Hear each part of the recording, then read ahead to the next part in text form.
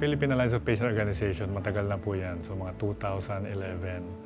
So it is composed of 50 specific disease groups. So may kanya-kanyang advocacy yan. May hepatitis, merong rare disease, meron TB, meron HIV, meron diabetes.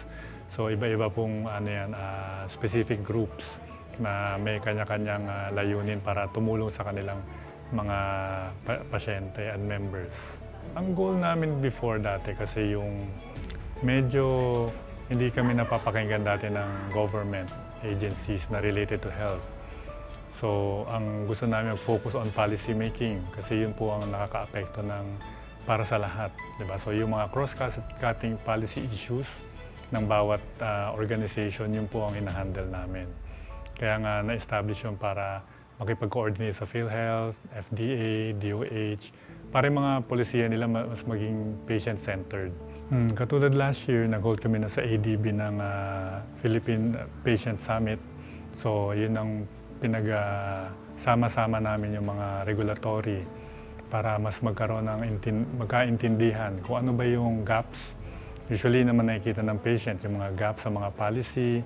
Tapos tuloy-tuloy pa rin. So nag-raise din kami ng awareness sa mga groups regarding kunyari yung how to avail yung malasakit benefits or yung mga how to avail guarantee letters, di ba? Para kasi sa ngayon, meron pa rin kakulangan, di ba? So paano natin mapupunuan ng kakulangan? So para maturuan yung mga pasyente so kung hindi ma-cover ang billing nila, so may iba pa silang avenue na para hingian ng tulong.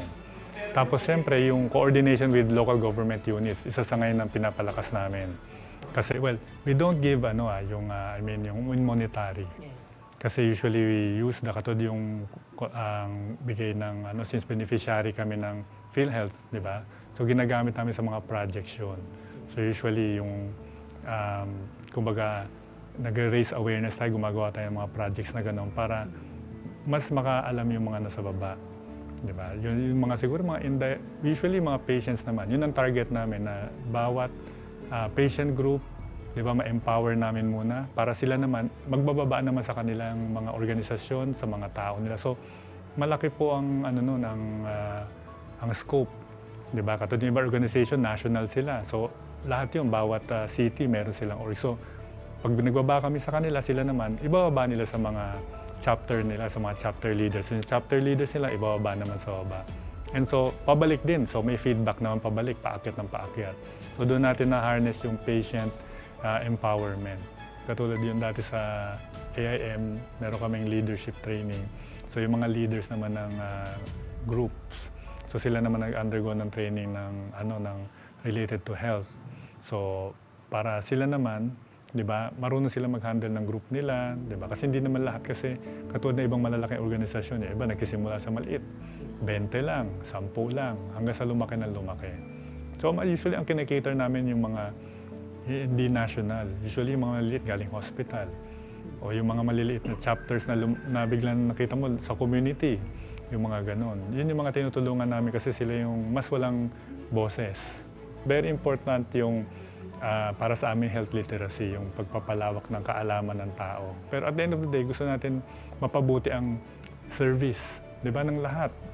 Maraming salamat sa UNTV and of course sa PhilHealth sa continuous na pagsuporta niyo sa PAPO. At marami pong engagement pa tayong gagawin at naasahan niyo po kami mga leaders ng PAPO po ay parati pong bukas. Kung kailangan nyo kami, ipatawag nyo lang kami para makapagbigay kami ng aming mga suggestion sa mga policies na ibababa nyo para sa mga pasyente.